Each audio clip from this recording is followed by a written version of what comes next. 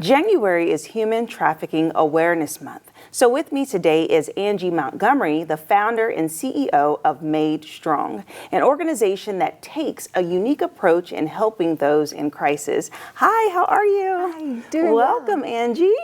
Thank you so much for having me. Yes, it's so great to have you here. And so first and foremost, you have a very strong message. You have no boundaries, no barriers, no judgment, no strings attached. You really want to help people and meet them where they are. So share with us about your organization. Yeah, so Made Strong helps anybody who either is or has been a part of the adult entertainment industry or sex work community. What we do is we really provide resources and support. We want to open doors for the people that we serve in our local community. Yes, okay, so that is the interesting part, is the target audience. So you meet people where they're at to help serve them, but the people that you meet where they're at are exotic dancers and those in the adult entertainment industry. Yeah. So share with me how you came across this type of work and what is the goal in going and providing outreach? Yeah. So I'm an occupational therapist. That's what I was trained to do, and I've been practicing for about 10 years. Where I really first got connected with people in this line of work when I was doing my clinical field work at Wishart Hospital, now it's Eskenazi in Indianapolis. We had people who were part of the sex work community coming into the hospital. The police would bring them there and not really know what to do with them. I connected with them because I was about the same age, and they shared their stories. And those stories deeply impacted me. And I found that, in the hospital, the doctors, the nurses, everyone did a wonderful job, but there weren't wraparound services. Okay. People would discharge from the hospital, but we didn't really change their circumstances, or wasn't anything for them. And sometimes even there was a trafficker waiting on the outside. Flash forward, I started doing outreach in Fort Wayne's exotic dance clubs.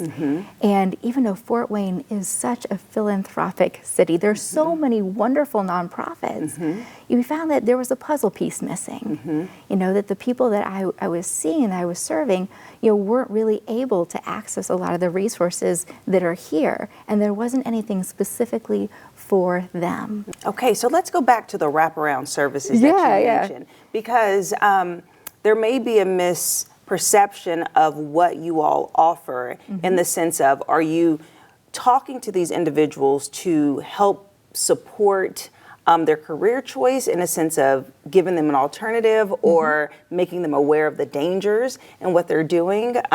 Or are you providing supplemental resources that they may not receive because of the work that they do? Yeah. So as a therapist, I listen to my clients, and we've really developed our program so that we listen to our clients and what do they want, what do they need. I also know that a lot of people see it as a stepping stone, or say, I don't really have a lot of options. What could I do? What other career could I choose? We have a lot of people with big dreams that say, I always wanted to have this career. I always wanted to get my degree in this, and we help people to be able to do that. Okay, so basically those with choice careers can come and receive resources, really the guidance to help them discover what they want to do really in life. Yes, exactly. Okay, a transitional program really that helps, it supports them because you don't want to offend, but you also want to provide resources to help elevate. Okay. Yeah, we want all of our people to be safe and happy and healthy. And sometimes, I think for any of us, nobody gets to where they want to go by themselves. We all have people around us who care about us and support us and encourage us. And that's what we really want to do for our clients. It takes a lot of work to get to those big goals. And so we break it down step by step and help people to be able to really accomplish what they want to accomplish. Yes, and really honing in on the human trafficking aspect of it all. We know that is an increased crisis that is happening right now in the United States and many other countries. And those that are targeted are more vulnerable to being scooped up kidnapped, harassed, like you said, waiting outside of the hospital or outside of the workplace. So how do you all provide support and resources in that circumstance? Yeah. So the first thing is trafficking really isn't what a lot of people think it is or what they think it looks like. It doesn't look like it does on the movies or TV or things like that. How I would define trafficking. So the legal definition is force, fraud, or coercion.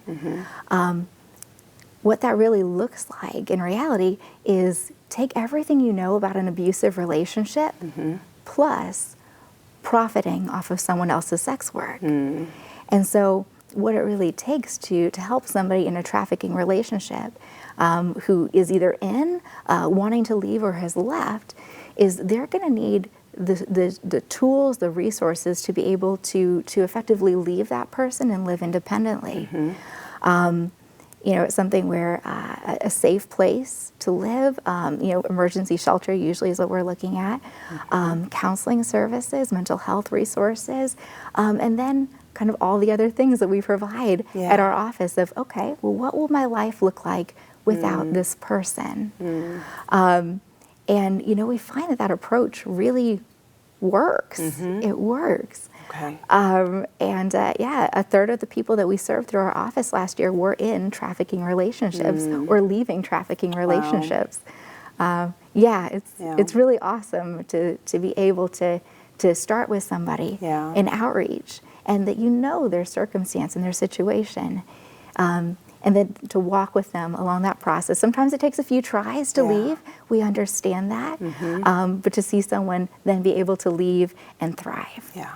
All right, that's wonderful. I mean, that's great that you all are meeting people where they are and providing them with the tools and resources they need to get to the next step of their life. So thank you so much, Angie, for coming in and sharing about your organization. Made Strong Ministries is here to be a support and a resource. So contact them today if you need their services. And there's more of Living Local 15 right after this break.